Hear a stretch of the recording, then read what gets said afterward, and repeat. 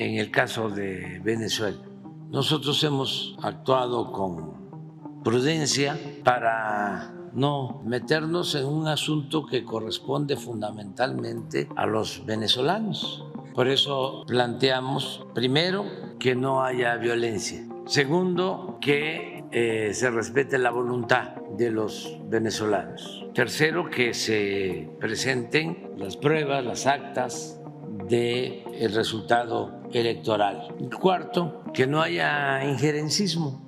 Lo que pasó lamentablemente, ¿no?, con el director secretario general de la OEA, que la elección fue el domingo y el martes ya declara que habían sido fraudulentas las elecciones y que no había ganado un candidato, sino había ganado otro, sin tener pruebas de nada, además sin tener facultades legales, no solo por ser un organismo externo que no tiene que ver con Venezuela, sino porque con qué facultad se erige como juez electoral.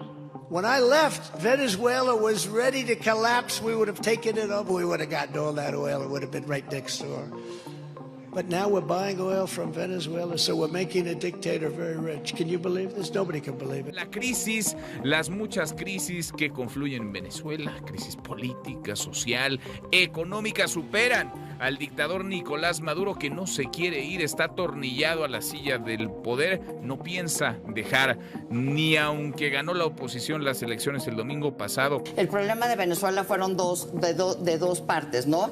Por un lado tuvimos la dimensión en donde la economía tronó, el modelo de Chávez Maduro tronó y se volvieron todos pobres, y por el otro lado era el tema de los derechos humanos, de que acabaron verdaderamente ellos con la democracia. Lo que va a provocar la caída de Maduro es esta confluencia internacional de factores que dicen no es posible seguir dejando a Venezuela como está, no solamente en términos de humanidad, de la gente, como decía Lourdes, de que no tienen que comer, etcétera, porque Venezuela se ha convertido en una cabeza de puente de Irán y de Rusia y de China. ¿Pero externos tirarían a Maduro? A ver, ¿sí? Yo creo que Venezuela es un espejo de lo que puede pasar con México.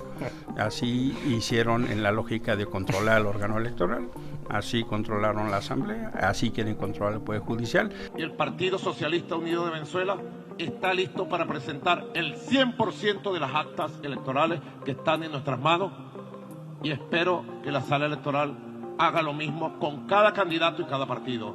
Sé lo que les estoy diciendo. Muy pronto se van a enterar, porque las pruebas, Dios está con nosotros y las pruebas ya aparecieron de este complot.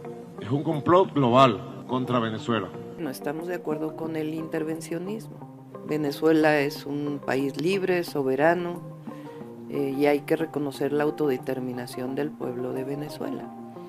Esta atención internacional que ha habido y el comunicado de la OEA ya calificando la elección, pues hay que esperar, ¿no? Entonces, yo pienso que debe esperarse al cómputo final, transparentar la votación, eso siempre ayuda, y dejar la autodeterminación del pueblo de Venezuela, y al mismo tiempo pues que no haya violencia, que sea todo pacífico. La OEA no ayuda, por eso no asistimos nosotros, porque parece un apéndice de gobiernos hegemónicos o gobiernos conservadores de derecha, autoritarios, en realidad antidemocráticos.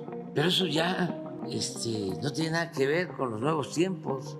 Esos son procedimientos caducos de hace siglos, donde se creaban estos organismos y eran manejados por las potencias, y se permitía que intervinieran las potencias en los asuntos internos de los países, y se violaban las soberanías y se actuaba de facto en los hechos como si existiera un gobierno del mundo, que era el que decidía en dónde había democracia, en dónde no había democracia, y se tenían que alinear todos, si no, intervención, y quitaban y ponían a gobernantes a su antojo, bloqueaban países, manejaban, como lo siguen haciendo, la mayoría de los medios de información, en realidad de manipulación. En este momento todo el mundo está hablando de Venezuela por las elecciones que acaban de suceder y todo lo que vino después.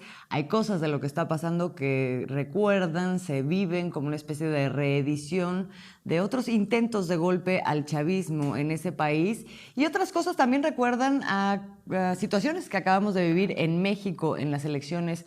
También vamos a hablar de todo esto porque, repito, muchos están hablando de Venezuela, pero realmente poco se sabe de lo que está ocurriendo allá. Esto es En Re.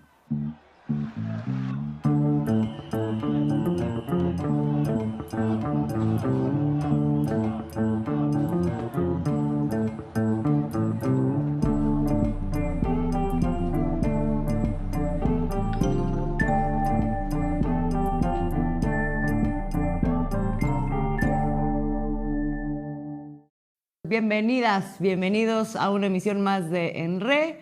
Estamos juntos felizmente, Oscar Camacho, Alina Duarte y su servidora Azul Alzaga. Ya se lo estábamos adelantando, vamos a hablar de Venezuela y tenemos el enorme privilegio y también la enorme oportunidad de hablar con alguien que sí ha estado en Venezuela, que no simplemente está reproduciendo, retuiteando o haciendo circular información que no tiene verificada sobre lo que está ocurriendo allá, porque de manera inusitada se ha dado una cantidad de información falsa, tergiversada, manipulada, en donde claramente hay una operación que se empezó a trabajar,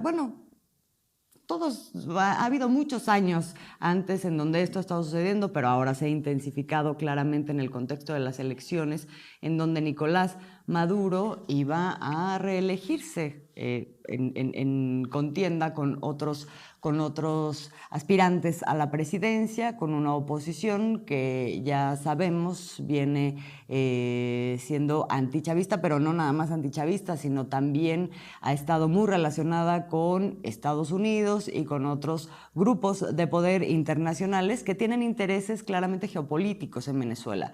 Entonces, hoy que vivimos todo esto, esta operación se deja venir muy claramente, se hace un cerco mediático impresionante alrededor de Venezuela, con una narrativa, que es la narrativa de que hubo un fraude electoral, de que Nicolás Maduro fue derrotado, y ya se empieza a ver cómo internacionalmente se acomodan cosas para quererlo derrocar.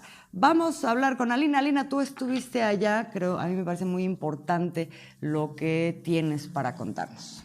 Pues bueno, hay muchos antecedentes aquí en esta historia y vamos a ir descifrando a lo largo de este programa, porque la historia del golpismo en Venezuela, la historia de una ultraderecha antidemocrática e incluso fascista no es para nada nueva. Esto no comenzó apenas el 28 de julio, esto comienza desde al menos los últimos más de 20 años, ¿no? Es decir, venía de un proceso, y trataré de resumir bastante lo que había venido pasando en Venezuela, un país rentista, petrolero, que vivía de comerciar el crudo, que había estado al servicio históricamente en la década de los 70s, 80s y todavía principios de los 90s, al servicio de una oligarquía petrolera, ¿no?, en clara correlación con los intereses de Estados Unidos. Pero eso cambia, el panorama cambia en abril del 2002, cuando un grupo militar se rebela, ¿no?, e intenta derrocar al gobierno en turno. Ese grupo militar estaba encabezado por Hugo Chávez, lo detienen, lo llevan a prisión, pero es tal el desgaste de las oligarquías, de la llamada clase política, que terminan dejándolo en libertad a los 2 años. Hugo Chávez con Diosdado Cabello, e incluso ahí en la cárcel es cuando conoce a Nicolás Maduro, un joven que se acerca a preguntarle pues qué está pasando, ¿no? Él venía de estar en la Liga Socialista, Nicolás Maduro. Empiezan a constituir un movimiento bolivariano que da pie a la llamada Agenda Alternativa Bolivariana, que era un documento, un programa que no era socialista, que no era anticapitalista ni mucho menos, a recorrer todo Venezuela. Eso les permite ya disputar las elecciones en diciembre de 1998 y ganarlas, y después llamar a una gran asamblea constituyente en 1999. Ese parteaguas, esas elecciones, esa asamblea constituyente es lo que llevaría a Venezuela a tener una apertura hacia un nuevo cambio que se le empezaría a denominar como la revolución bolivariana. Sin embargo, insisto, Chávez no era ese Chávez socialista, es estas oligarquías atacándolo día y noche al grado de orquestar un golpe de Estado en su contra, lo que desataría una nueva forma de organización popular. En el año 2002, apenas a tan solo 3 años de haber llegado al gobierno, las grandes élites, las grandes burguesías, con apoyo de Estados Unidos, intentan darle un golpe de Estado a Hugo Chávez. Ese 11 de abril secuestran a Hugo Chávez, lo llevan a una isla, es una facción militar la que lo rescata, pero también un Nicolás Maduro a las afueras del Palacio de Miraflores, llamando a la gente a salir, a resistir. Eso se logra revertir el golpe de Estado y entonces sí comienza ya una nueva fase de la Revolución Bolivariana, entendida como un proceso de una participación protagónica, que es como le dicen, y empiezan a llevar esta organización popular a diferentes lugares. Vienen los centros, los consejos locales, los consejos comunales, que después derivarían ya ya varios años después en lo que son hoy las comunas, como una organización de base de miles de familias en algunos casos, otras no tanto. Y hoy Venezuela es un país donde hay sí un poder ejecutivo, legislativo, judicial, pero también uno electoral y el poder popular. Y en ese poder popular hay más de 4.500 comunas, también hay una unión cívico-militar, ¿no? Herencia del liderazgo pues, militar de Hugo Chávez, en donde hay cerca de 4,5 millones de milicias, ¿no? En un país. Es por eso que han tenido la capacidad de resistir en todos los frentes posibles.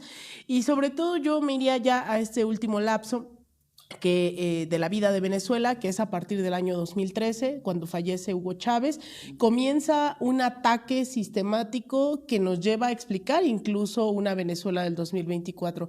Durante el gobierno de Barack Obama se denomina Venezuela como un peligro para la seguridad nacional estadounidense y de esa fecha, desde el gobierno de Barack Obama hasta el día de hoy, son 950 sanciones económicas financieras que se han venido ejecutando en contra de Venezuela, ¿no? Estamos hablando de que no son condiciones efectivamente democráticas bajo las cuales se viven en Venezuela, pero no porque el gobierno no lo quiera así, sino porque durante la última década se ha vivido una agresión que algunos denominan como un discurso, ¿no? Pero que en realidad son hechos concretos de acciones imperialistas y que hoy solo pueden compararse con el bloqueo que está viviendo Cuba desde hace más de 6 décadas. Déjame ahí hacer un paréntesis para que luego sigamos con el tema político, pero estas sanciones económicas coinciden con la pauperización económica Totalmente. Que después sufre Venezuela y que le achacan a Nicolás Maduro. Totalmente, son condiciones que, insisto, desde antes de Barack Obama, finales del 2000, a partir de la década del 2010,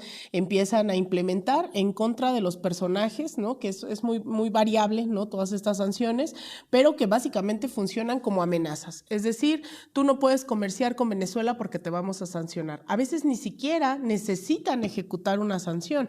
Es el simple hecho de decir, vamos a sancionar a tu banco, a tu empresa estatal, a tu empresa privada, a tu empresa tal, o simplemente a personajes que tengan cierta vinculación con el gobierno de Venezuela, que ha permitido bloquear económicamente de una manera brutal, ¿no? O sea, a Venezuela en múltiples sentidos. Pero también hay una parte, ¿no? Esta es la parte, digamos, desde el exterior, que son los organismos, desde el Fondo Monetario Internacional, desde el Banco Mundial, pero también, obviamente, desde la OEA, desde la Corte Interamericana, o sea, los actores, Atlas Network y obviamente el gobierno de Estados Unidos, pero hay otra que son planes que se han venido ejecutando durante los últimos años, que se han venido desglosando, que se han venido filtrando en realidad, que son planes de desestabilización orquestados por Estados Unidos, pero con agentes propiamente de las élites venezolanas, llámense burguesías y oligarquías, pero también por parte de los partidos políticos. Ahí desde el año 2016, 2018, 2019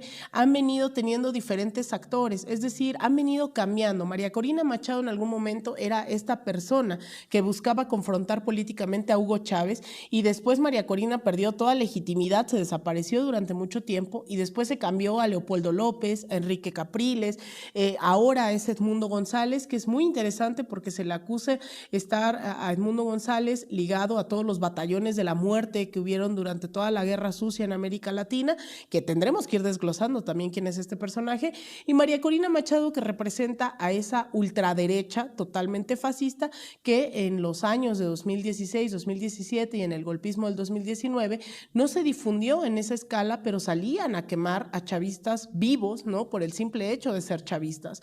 Entonces, eso se dio en esos años en Venezuela, no han sido condiciones democráticas, ha habido asesinatos, ha habido persecuciones, ha habido intentos de desestabilización de todas formas, y yo creo que el último episodio que habría que recuperar es el año 2019, claro, que es cuando Juan Guaidó, ¿no? Hace exactamente lo mismo que hizo en 2002 en este golpe a Hugo Chávez, Pedro Carmona Estanga. Lo de la autojuramentación no fue idea de Juan Guaidó, había ocurrido en el año 2002, era como si el líder de la Coparmex aquí se autojuramentara en el 2002, y viene un Juan Guaidó que era un diputado electo de las afueras de Caracas, que nadie conocía, no era el gran liderazgo, había estudiado en la Georgetown University en Washington, había tenido acercamiento a Atlas Network, a todos estos grupos, y es al que encamina Estados Unidos para ser ahora el nuevo representante, que ya había sido, insisto, María Corina Machado, Leopoldo López, Enrique Capriles, y ahora era Juan Guaidó. Ese golpe costó no solo millones de dólares, sino hambruna, por parte de todas estas sanciones que impedían el comercio de alimentos hacia Venezuela. Venía también el tema de la pandemia, que le impidió a Venezuela adquirir democráticamente vacunas, pruebas. Si no fuera por esta reconfiguración global de alianzas con China, con Rusia, no habrían podido tener acceso a cualquier tipo de medicina, de alimentos. Y este episodio, pues, es lo que buscó debilitar económicamente a Venezuela durante los últimos años, y les pesa mucho a estas oligarquías estas elecciones, porque después de haber vivido todo este golpismo con Juan Guaidó, que le costó además que les quitaran el oro que tenía el gobierno de Venezuela en el Banco del Reino Unido, que les congelaran sus cuentas en la Reserva Federal en Nueva York, que les quitaran, así como nosotros tenemos nuestro Deer Park ahora en Texas, ellos tenían Citgo en Estados Unidos, se la quitaron y se la entregaron a Juan Guaidó para que hiciera y deshaciera lo que quisiera. Ha habido una recuperación económica súper importante durante los últimos 2 años, a pesar de todo lo que les estoy narrando. Le pesa mucho a la derecha, porque lo único que hizo ese bloqueo fue fortalecer la producción y la soberanía alimentaria, la soberanía energética, y también Estados Unidos, siendo el cínico que es, con todo lo que ha vivido, con la inflación en la guerra en Ucrania, se tuvo que ver en la necesidad de llegar a negociar nuevamente con Venezuela. Entonces, nuevamente hubo un acercamiento con los hidrocarburos venezolanos. La soberanía alimentaria, hoy más del 90% del alimento que se consume en Venezuela es producido en Venezuela, ¿no? O sea, es impresionante la soberanía que se generó en términos alimentarios producto de estos bloqueos, y hoy tú ves y llegas a un aeropuerto que hace 3 años era pues un cementerio, no había un solo negocio abierto. Hoy la verdad es que encuentras de todo en Venezuela, encuentras también medicinas, que es interesante porque son medicinas de origen iraní, de origen chino, de origen ruso. Se ha reconstituido también la economía en función de las naciones bloqueadas y las alianzas de otros países que también están bajo estas sanciones. Entonces Venezuela está, la verdad, bastante mejor que hace tan solo 2 o 3 años, y es en esas condiciones que se viene este fraude anunciado, ¿no? Una repetición, una calca, así de por sí la estrategia de Xóchitl Gálvez aquí fue muy mala. Ahora imagínense la mal ejecutada, que es lo que vimos en Venezuela este 28 de julio, que es anunciar que ya había una victoria por adelantado por parte de la oposición, con encuestas tipo Massive Caller que les daban el 1000% de ventaja sobre el chavismo. No evidenciaron que hay una fractura interna, al igual que aquí en México. La derecha está totalmente fragmentada, son 10 candidatos presidenciales en estas elecciones, de las cuales solo uno es Nicolás Maduro y uno es Edmundo González. El resto no estaba dispuesto a ir en alianza con María Corina Machado y Edmundo González, González, justo porque la apuestan a la violencia, porque tienen discursos abiertamente fascistas, de llamar a desestabilizar. La crítica que hoy la gente de derecha le estaba haciendo a María Corina Machado y a Edmundo González en las calles es que ellos ya no querían violencia. Ya han pasado por mucha violencia durante estos años. Después de las elecciones lo que menos querían era otra vez ver comercios cerrados, ver violencia, ¿saben? Entonces hay un distanciamiento de esa ultraderecha que no representa incluso a derechas que están dispuestas a competir, y así lo han hecho históricamente desde que inició el chavismo por la vía de las urnas. Estos 8 candidatos representan alguna fuerza, son de derecha, son de izquierda, Maduro fue el único de izquierda. ¿Quiénes son estos 8?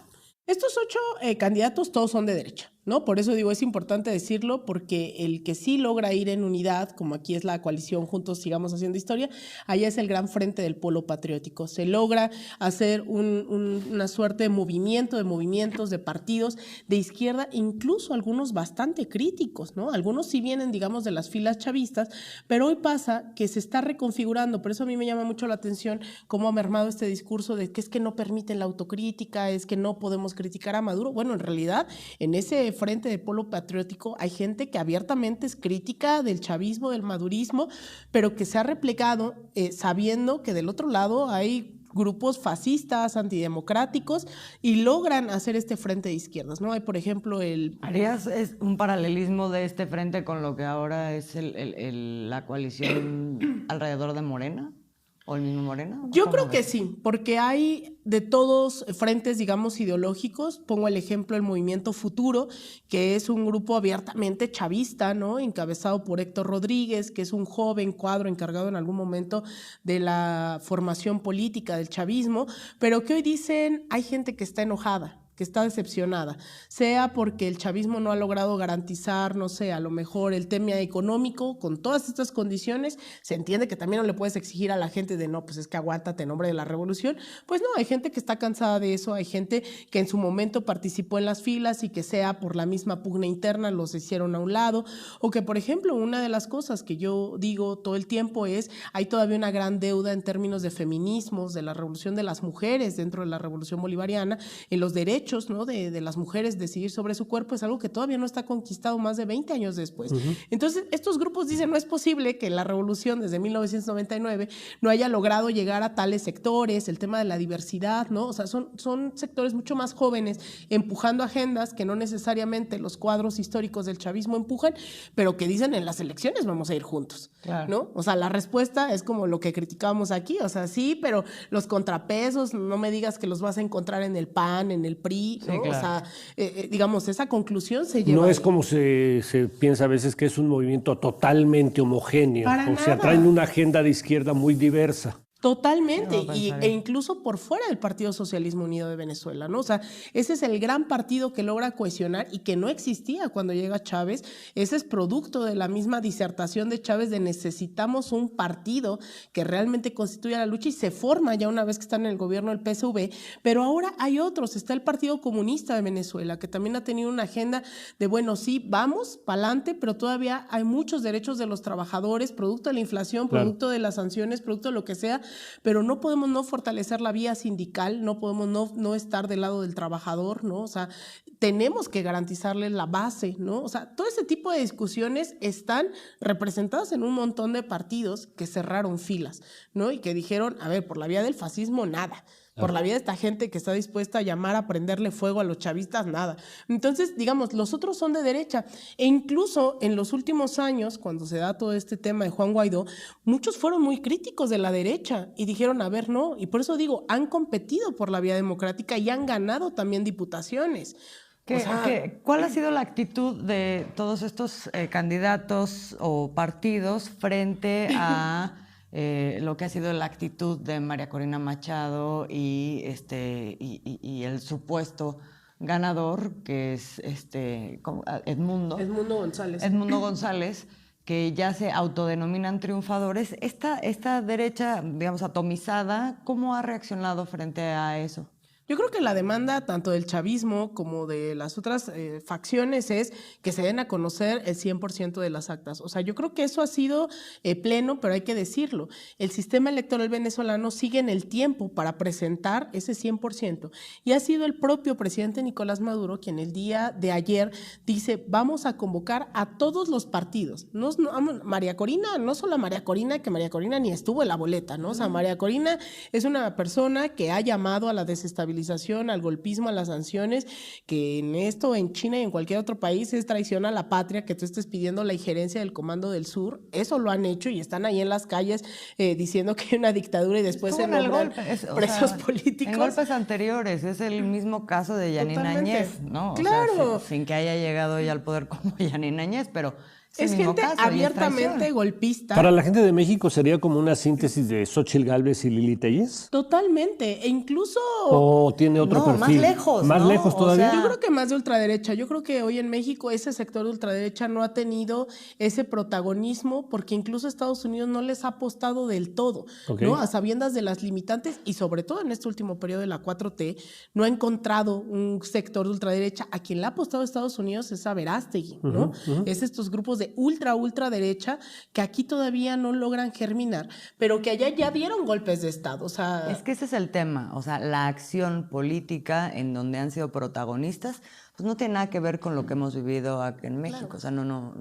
O sea, cuando uno oye decir al presidente, la derecha aquí se ha portado muy bien, realmente no sé si porque se ha portado bien o porque así ha querido hacerlo o porque no ha tenido condiciones para hacer otra cosa. Pero el hecho es que sí, yo no creo que haya comparación. Estas sí son personas pues que operaron en los hechos en contra de su país y de su gobierno. Claro, y que les robaron todos los activos y que ha costado hambre. O sea, de verdad hay que dimensionar que no es una derecha democrática como la quieren hacer pasar aquí. Simplemente las alianzas que tienen hacia el exterior son con los mismos grupos de ultraderecha regionales. Es decir, Enrique Capriles, Leopoldo López, por ejemplo, sobre todo Leopoldo López, que también son los que llaman, ¿no?, a la guerra civil y demás, o la propia María Corina Machado ahora que dice, salgamos a protestar en familia, ¿no? Ellos les llaman a estos bloqueos las guarimbas, entonces le hacen mucha burla y le critican de ahora vamos a ir a guarimbear en familia, ¿no? Pero ¿dónde están los hijos de María Corina Machado guarimbeando? O sea, la familia de María Corina no sale. ¿Qué es una guarimba? Una guarimba son estos bloqueos, ¿no?, que hacen en las calles, que llaman, buscan pues desestabilizar y que no necesariamente van dirigidas, por ejemplo, a las entidades que corresponden, ¿no? O sea, que buscan el caos. Tú dirías, o sea, hay como protestas, grupos armados. Son grupos de choque y muchos de ellos han estado armados y han estado asesinando. O sea, eso sí hay que decirlo. Son como los grupos de choque de la derecha. Totalmente. Y por ejemplo en el 2017, 2019, por ejemplo, eran los grupos que, o sea, imagínense la violencia en la cual se enquistaban, ponían mucha gente en Caracas que se les asocia directamente al chavismo por una cuestión de estatus, nada más de que no compras un coche, pero sí una motocicleta, ponían alambres de púas, ¿no?, entre los postes para que a la altura de las cabezas de la gente, para que cuando pasaran las motocicletas fueran degollados. ¿Qué? Eso ocurrió en el 2019, eso ocurrió en 2017. O sea, estos grupos no son gente que sale a protestar, porque además en cualquier democracia... Son los que están ahorita generando estos focos, estos polos de atracción para que lleguen medios y digan, miren, aquí está la violencia. Claro, porque son focos, no es generalizado. No hay una movilización generalizada. No, a ver, hay grupos que están en todo su derecho, como en cualquier democracia, de protestar en contra de los resultados. ¿A ti no te gustaría que Xóchitl fuera presidenta? Pues uno sale y protesta. A mí me parecen no solo democráticos, sino normal, ¿no? Pero hay otros grupos que fueron los que sí han estado saliendo y han estado haciendo marchas, cacerolazos, y a mí me parece tremendamente normal e incluso lógico en cualquier democracia. Lo que no está bien es en qué te va, y digo, es que esto a mí me ha tocado verlo en varias ocasiones. Yo recuerdo en el año 2013, cuando fallece Chávez, estos mismos grupos empiezan de hecho a aparecer ahí con mayor fortaleza. Pues se acaba Chávez, entonces creían que en ese momento le apostaron, echaron todas sus canicas, ¿no?, a decir, ahora va a caer el chavismo. Y yo recuerdo en esos momentos, al siguiente día de las elecciones, yo fui a un CDI, ¿no? Entonces, hablando del 2013, 2013, a un CDI que es un Centro de Desarrollo Integral. Entonces yo me enfrento a hablar con la gente, oigan, que estuvieron aquí los guarimberos por la noche, allí en Caracas, y me decían, sí, pero nosotros estamos dispuestos a salir a dar la vida y defender esto, porque en su lógica ellos fueron a quemar hospitales en 2013 y quemar centros de desarrollo integral porque ahí había cubanos, ¿no? O sea, imagínense qué tan loco es el fascismo, ¿no? En la cabeza de esta gente, que cómo es posible que vamos a permitir cubanos, así sean doctores que estén salvándole la vida a los venezolanos, y por el simple hecho de que ahí había cubanos quitándole el trabajo a los venezolanos, entonces fueron a quemar hospitales en el 2013. Claro. Después esto se replicó con Capriles, se replicó con Leopoldo López, se ha replicado con Juan Guaidó, y durante todos estos años han venido a hacer lo mismo, y es lo que hicieron apenas. O sea, ¿en qué te beneficia en términos democráticos y de saber los resultados de las elecciones quemar hospitales? O sea, es que no tiene sentido quemar hospitales, quemar centros, ¿no?, electorales, cuando, bueno, tú vas y, por ejemplo, tenía en cierto caso sentido ir al Palacio de Miraflores y exigir transparencia, pero lo hacen siempre con esta violencia, ¿no? Una violencia que termina costando vidas. Hay una narrativa que se busca imponer en los medios actualmente, ya tiene rato, pero digo, en este momento surge así como con mucha fuerza, de decirle a la gente que los venezolanos no tendrían motivos para votar a favor de Maduro, ¿no? Y entonces, claro que es un fraude generalizado porque no hay gente que vote a favor de Maduro, es como una narrativa que busca imponer la derecha. Desde tu óptica, a mí sí me gustaría que tú pudieras explicar por qué la gente vota por Maduro. Es decir, mucha gente en otro momento no habría entendido por qué la gente vota por Andrés Manuel López Obrador. Y aquí hay un proyecto que se puede explicar y decir por esto, porque está cambiando esto. ¿Por qué en Venezuela la gente vota por Maduro? Yo creo que esto tiene explicación igual y lo vamos a tener que hablar de por qué la gente votó por Claudia Sheinbaum acá, ¿no? O sea, son procesos de largo aliento. Durante la década de los 80 se empieza a implementar toda una estrategia de las denominadas, ¿cómo se llaman? Las medidas, ¿no?, que impulsa el Banco Interamericano, el Fondo Monetario, que aquí también se recrudeció con la firma del Tratado de Libre Comercio y tuvo un estallido, ¿no? El consenso de Washington, y se da un estallido que a lo mejor resume lo que pasó en Venezuela también en el 89, que es el estallido del EZ, ¿no? El EZLN, el 1 de enero del 94. Allá en febrero del 89 se conoce como el Caracazo, que es un estallido totalmente de corte antineoliberal en contra de los paquetazos del Fondo Monetario, que es la reducción de la participación del Estado en la vida pública y la intromisión de todos los particulares y de las grandes oligarquías nacionales y transnacionales. Ese Caracazo no tuvo una dirección, en realidad, de alguien en específico. Fue un estallido social brutal, como lo vimos en octubre del 19 en Chile. Sale la gente a las calles, cuesta cientos, si no es que miles de muertos, todavía no está documentada la dimensión de ese estallido social, y empieza ese desgaste de la clase política, que ya les decía yo, termina con un alzamiento en el 92 de Hugo Chávez, lo meten a la cárcel, las elecciones en el 99, y esa asamblea constituyente le da un nuevo sentido a esos históricamente marginados en Venezuela. Participan en esta asamblea los pueblos indígenas, afrovenezolanos, las mujeres, las infancias, las juventudes. Es decir, se crea la constitución incluso más avanzada en América Latina en el 99, ahí en Venezuela. Se le da otro contexto, pero también el pueblo comienza a ser protagónico de las decisiones de sus pueblos, de sus barrios, de todo lo que constituye la vida pública en ese país. Y es algo que las oligarquías no le perdonan al chavismo, ¿no? Esas imágenes de un 28 de julio del 2024 de los pueblos venezolanos, ¿no? Indígenas llegando a votar, ¿no? O sea, es tremendamente brutal. Y hay un cambio de paradigma total desde el 99 a la fecha, que es el pueblo es partícipe y es protagónico de su propia historia. Y ahí es en donde el pueblo, junto con el Estado, comienzan a constituir diferentes entes de toma de decisiones, que son los consejos comunales, las unidades Bolívar Chávez. Es decir, en cada cuadra, en cada barrio, hay organización tomando las decisiones de lo que les compete. Y yo creo que el punto máximo fue lo que ocurrió en abril, si no me equivoco, de este mismo año, que fue la elección de los consejos comunales.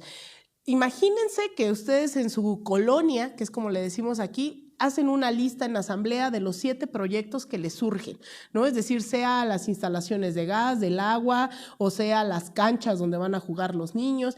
La gente votó en donde el Estado tenía que poner los recursos en su colonia. No es el Estado decidiendo qué te van a hacer en tu colonia, en tu alcaldía, sino son los propios. Entonces, hay un nivel de participación de 4.500 comunas hoy en Venezuela decidiendo en dónde el Estado puede participar. Entonces, la gente vota primero porque ellos son los que están decidiendo el horizonte hacia dónde. Pero también durante el chavismo se disminuyó el analfabetismo en temas extraordinarios, estuvo a punto de desaparecer hasta que aparecieron nuevamente estas sanciones económicas, ¿no? Que permitieron que, pues, con la economía un poco destrozada, pues entonces se tuviera que reinvertir todo lo que estaba en el Estado. La otra es, por ejemplo, nosotros creo que en México no terminamos de concebir la vivienda como un derecho, ¿no? O sea, para nosotros sigue siendo un privilegio. Hace unos días, por el simple hecho de ser venezolanos, el presidente Nicolás Maduro acaba de entregar la vivienda 5.100.000. O sea, durante los últimos 20 años en Venezuela, el Estado nuevamente fue el protagónico en la construcción de la vivienda y se acaba de entregar la vivienda 5.100.000. ¿Pero qué es eso? Pues han entregado más de 5 millones de viviendas a 5 millones de venezolanos. No, o sea, imagínense o sea... 5 millones de viviendas se entregaron. En medio de un golpeteo, en medio de una agresión, de una crisis. El Estado sigue construyendo, no pasan de 30 millones.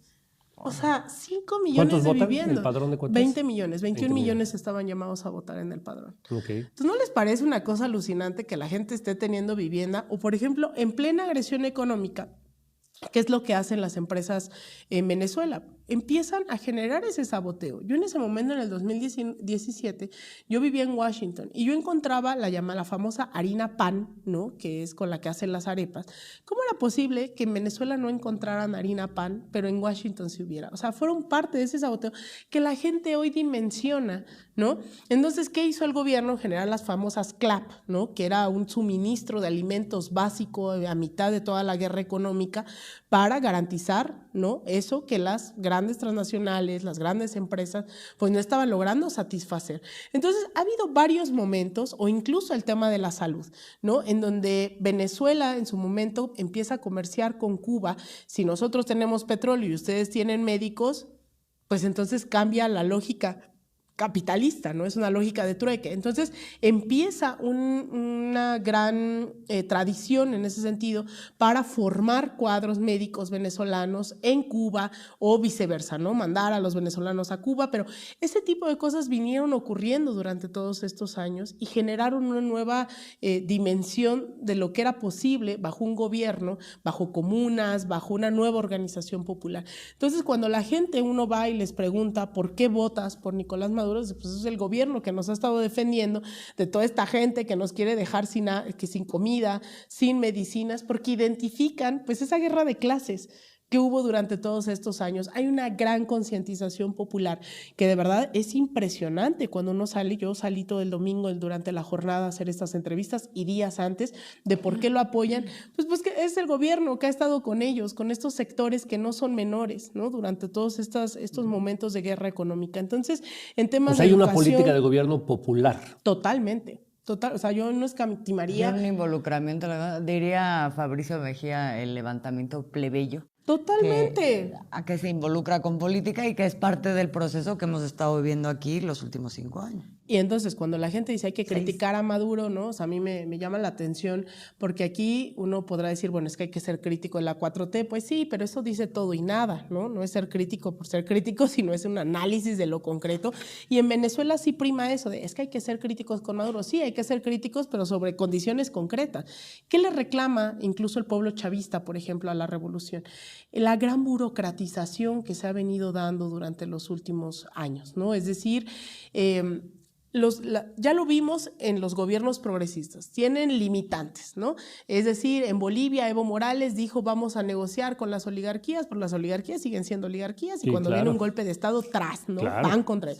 Eso ya lo vimos en Bolivia, ya lo vimos en Argentina, ya lo vimos...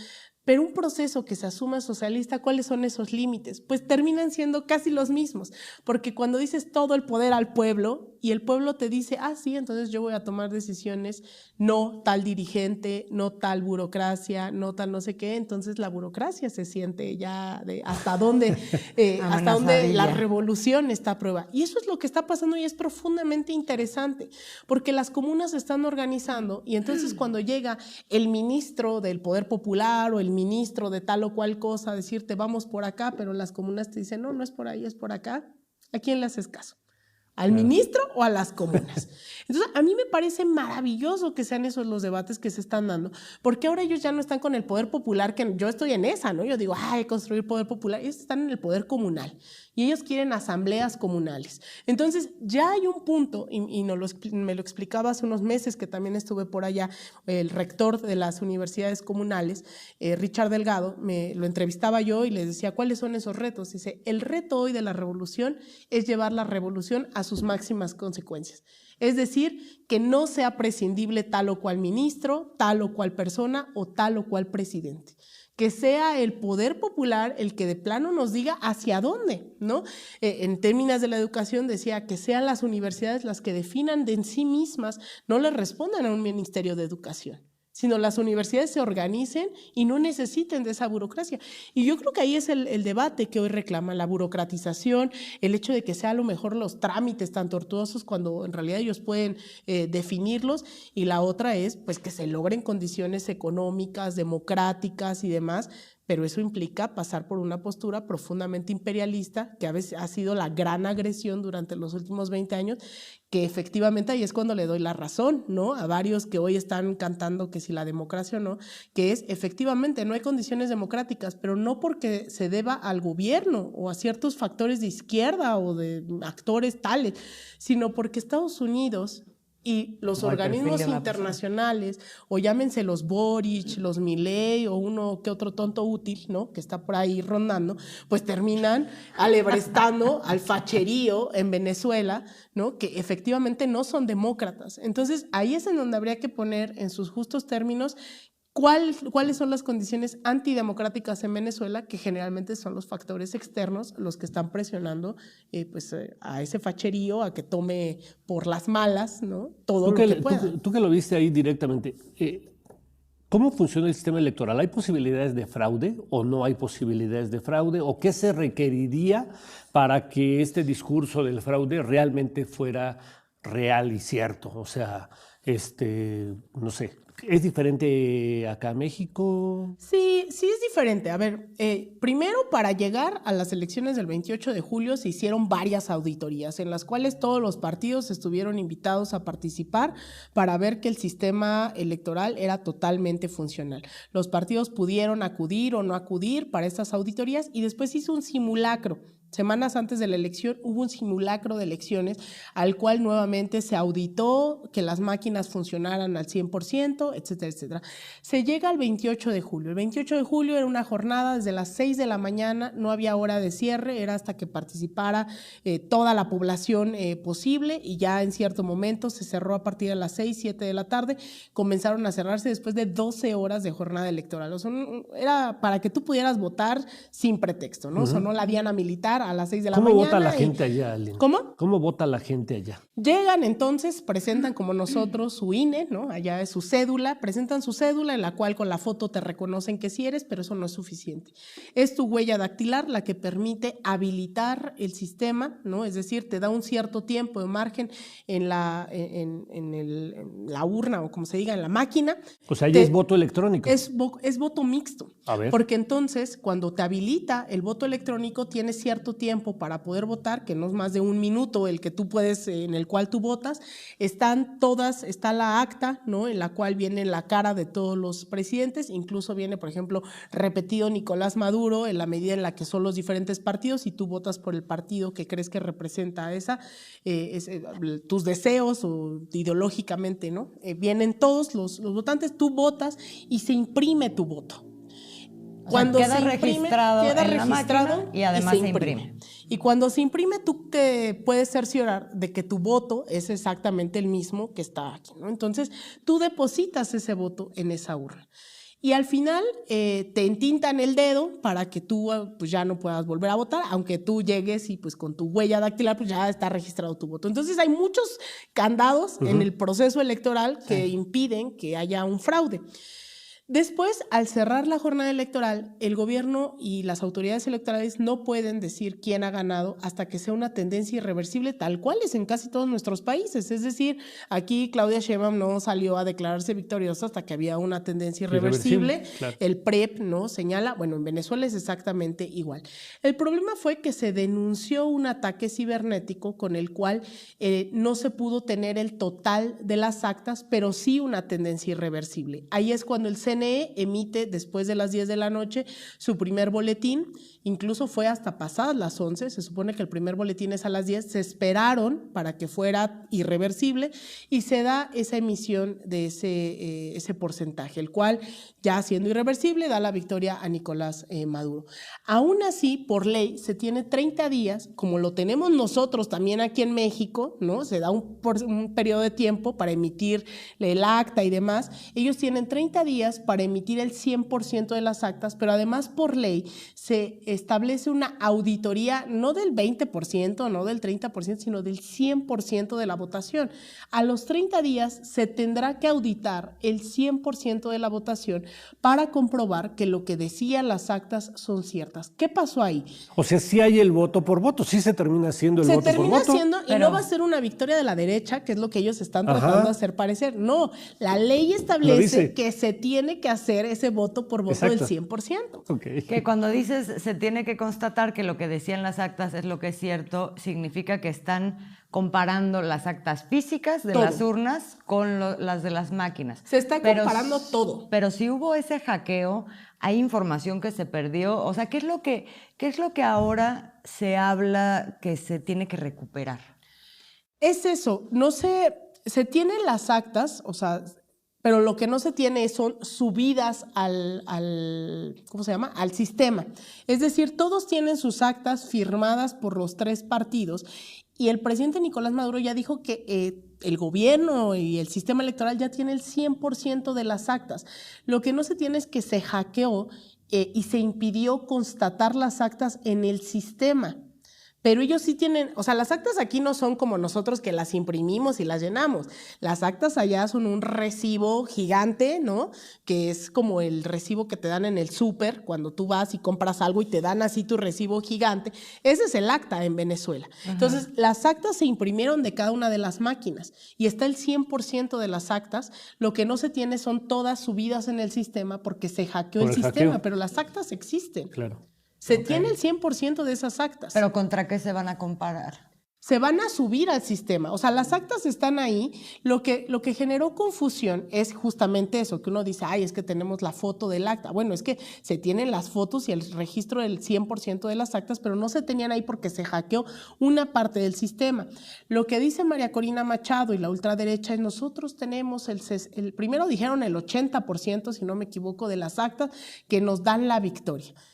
Y vamos a hacer una plataforma nosotros en donde vamos a subir, no sé qué. Bueno, resulta que no tenían el 80%, tenían el 60 y tantos, el 70 y tantos. Entonces, cuando hicieron su plataforma, la gente ponía su cédula y resulta que no estaba ni siquiera el 60-70%.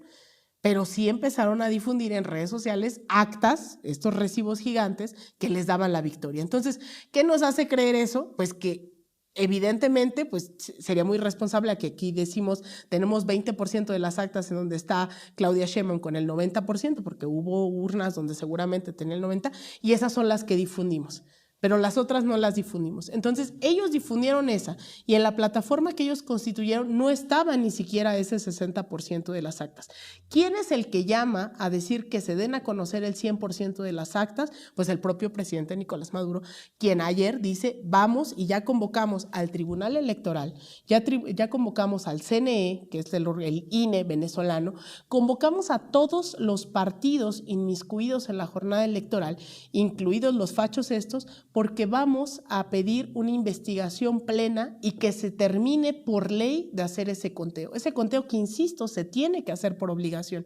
Entonces, esas son, digamos, lo que falta, pero quien ya anunció hace unas horas que ya tienen el 100% de las actas y que se tiene que demostrar, ¿no?, todo lo transparente y bajar esa narrativa, ¿no?, de que no hay una transparencia total, pues es el propio presidente. Entonces, en las próximas horas, en los próximos días, vamos a ver cómo es que esas 100% de las actas pues van a demostrar que no es victoria. Pero ojo, eso es muy importante y es, digamos, lo que todos tenemos que pugnar, ¿no?, que se dé a conocer. Pero yo estoy 100% segura de que aún con que les demuestren el 1000% de las actas, esta derecha no está pensando en las actas. Esta derecha se monta de actores profundamente antidemocráticos, no solo nacionales, sino internacionales, para insistir en que no hay democracia. Entonces salen los Gabriel Boric, ¿no?, salen los Milei, salen los Vicente Fox, que orquestaron un fraude tremendo aquí en México en 2006, sale la OEA, sale Dina Boluarte, que ganó, que estuvo en el gabinete democráticamente electo de Pedro Castillo en Perú, pero que llega por un golpe de estado. Sale Marco Cortés, que salió a decir que ganó Xóchitl sin tener actas. Por ejemplo, o digamos... Y se cuando ella acepta la verdad. Sí. O digamos el caso ejemplar de Luis Almagro. Sale Luis Almagro a decir que no hay democracia en Venezuela, cuando Luis Almagro fue uno de los principales orquestadores del intento de invasión a Venezuela por la frontera colombo-venezolana hace unos años, en pleno golpismo con Juan Guaidó, en nombre de dar ayuda humanitaria, que se demostró en tiempo real que era un intento de invasión. ¿O qué tal siendo Luis Almagro el que legitimó un golpe de Estado que costó la vida de 57 personas en Bolivia? Y vale la pena decir algo que los mexicanos muchas veces hemos visto aquí, es la denuncia del fraude que hoy está haciendo la derecha en Venezuela no está soportado en pruebas de nada. No. O sea, lo mismo creo que es el discurso de cuando dicen ha habido 50 muertos, no han dado a conocer el nombre de uno solo de los muertos. Hasta hoy yo no conozco el nombre de uno solo de los que Corina Machado ha salido a decir hubo tantos muertos, tantos lesionados. No ha dado a conocer el nombre de ni uno. No. Y lo mismo cuando dicen Almagro y todo este grupo, hubo fraude, ni siquiera dan un solo elemento para decir por qué hubo. La denuncia que ayer anunció Almagro ante la Corte Internacional de la Haya en contra de Maduro no está hecha por fraude electoral, está hecha por actitudes que ellos le llaman de exceso de fuerza, baño de sangre, pero no llevan ninguna prueba que soporte. Pero que además hay que aclarar eso. Dos momentos. Uno, la cantidad de imágenes falsas usadas de otras movilizaciones, de otros momentos, de otros años, pero también la descontextualización de esto del baño de sangre. A ver, es que es lo que yo he venido diciendo ahorita aquí. Claro que yo estoy de acuerdo en que si no había paz, no había legitimidad y transparencia, claro que iba a haber un baño de sangre, pero no implementado por el gobierno de Nicolás Maduro, sino por estas personas que han venido asesinando. Como los guarimbas que dices. Los guarimeros que han venido asesinando históricamente durante años a chavistas. O sea, y eso no aparece en los... Son como escuadrones de la muerte. Es que sabes que o sea, por el relato que nos hace Salina, que nos das muchísimas luces sobre cómo funciona la democracia, el sistema político y lo que ha sido la historia en Venezuela. Y eso, digamos, lo que indica es que si se hubieran esperado... O sea, si hubiera ocurrido todo conforme a los tiempos electorales, ni siquiera hubiera habido esta demanda de que se transparenten las urnas las actas al día siguiente, porque en realidad, en tiempos electorales, el Consejo Nacional Electoral estaba conforme a lo que tenía que haber sucedido. A sus tiempos legales. Lo que aquí pasó es que efectivamente tienes un sistema electoral que funciona, que parece que es a prueba de balas, y entonces lo que quisieron hacer es madrugar y ganar mediáticamente unas elecciones que no iban a ganar en las urnas, efectivamente, ¿no? Y que además tampoco iban a poder hacer el fraude. Entonces, ¿qué hicieron? Desde días antes empezaron a preparar el terreno para decir aquí va a haber fraude, no nos están dejando entrar, esto no sé qué, ¿no? O sea, desde los observadores internacionales que venían de España, que venían de Argentina, que no dejaron entrar, no sé qué, hicieron todo un escándalo alrededor de eso.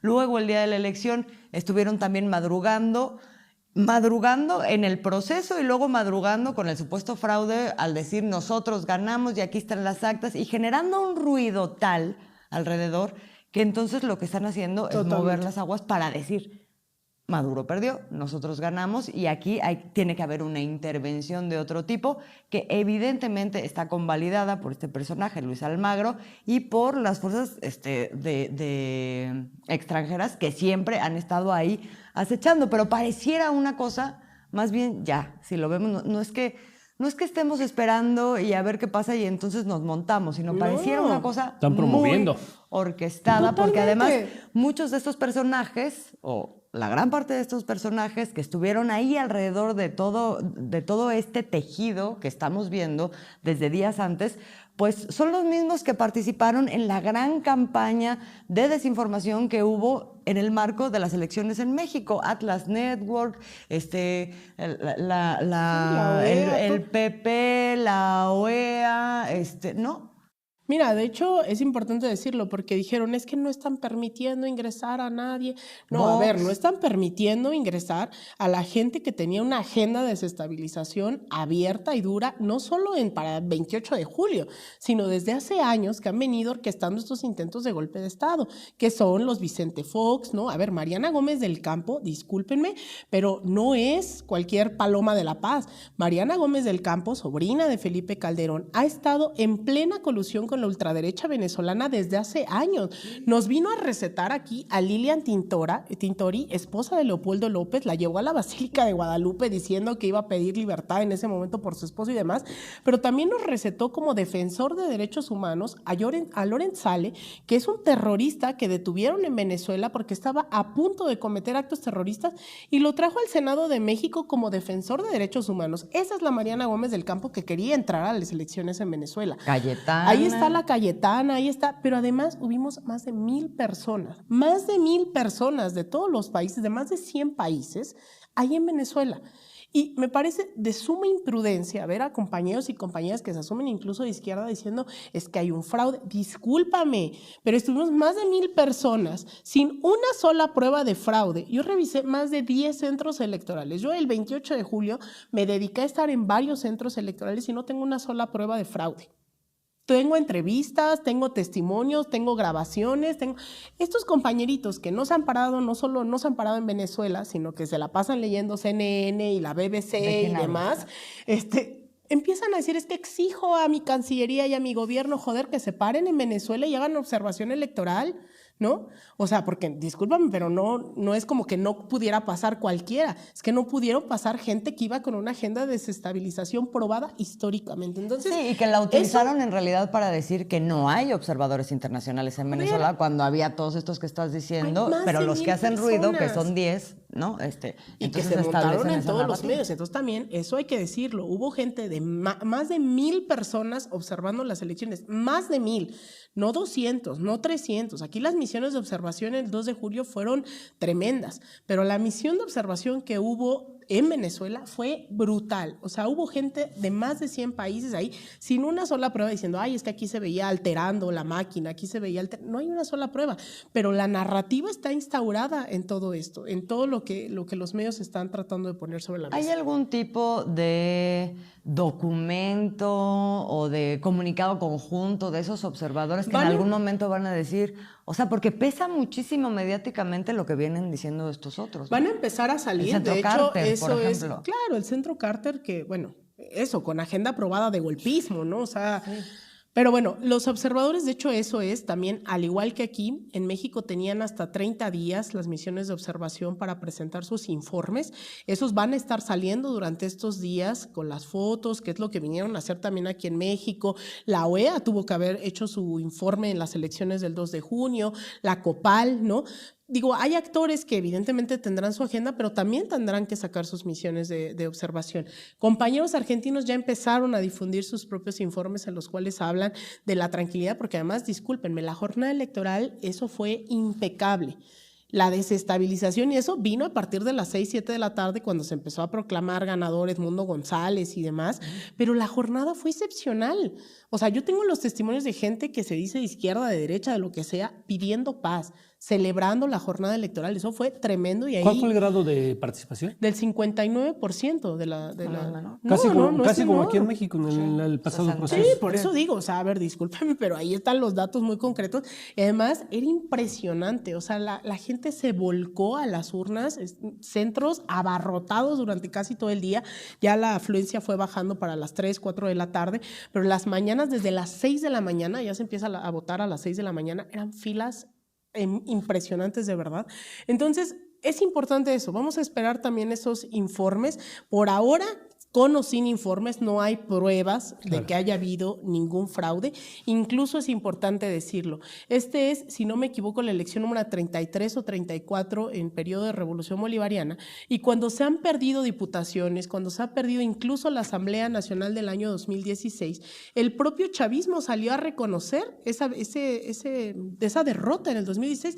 Lo que no dicen es que en el año 2016 se da a conocer, se empieza a filtrar un documento que era así como Operación Venezuela Freedom 2.0, que estaba implementando el gobierno de Estados Unidos. Y en ese informe del 2016, parte de ese texto dice, este documento, el gobierno de Estados Unidos se aprovecha y se monta de una campaña que ellos financiaron, obviamente, para que fuera posible, y se estaban aprovechando de las condiciones económicas que ellos mismos habían aprovechado, ¿no? El eslogan, palabras más, palabras menos, era la última cola que vas a hacer es esta, porque había estas imágenes que sí nos llegaron en su momento, estas colas multitudinarias para poder tener medicinas, alimentos.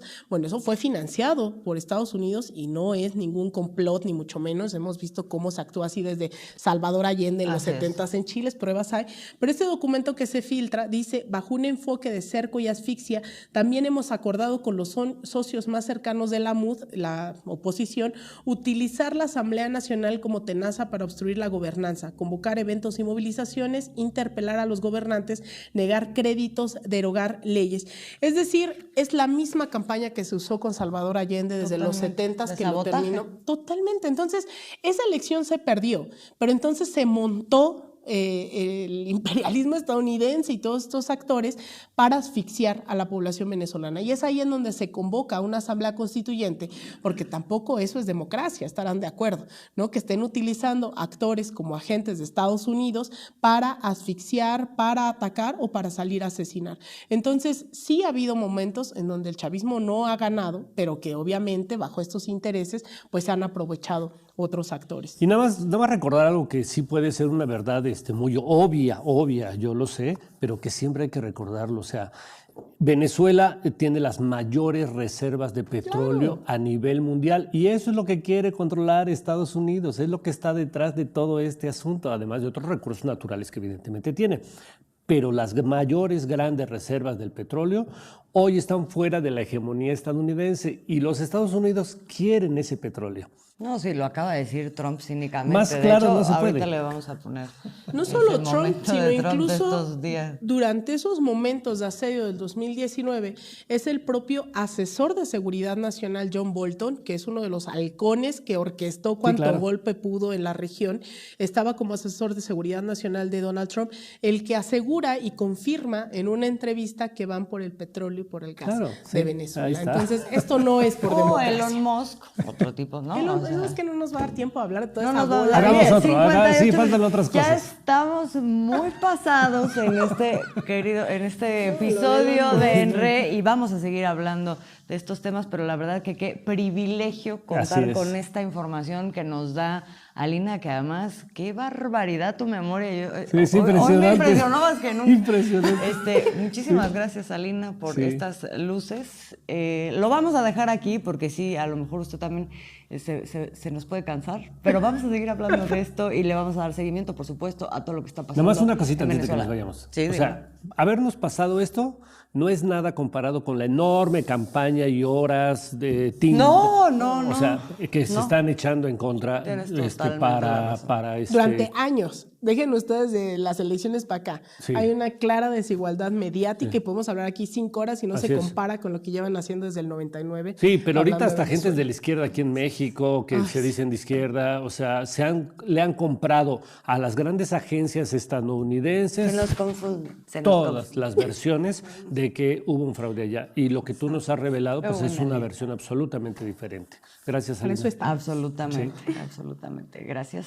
Y gracias a usted, a ustedes, por acompañarnos. Nos vemos el próximo episodio de En Red.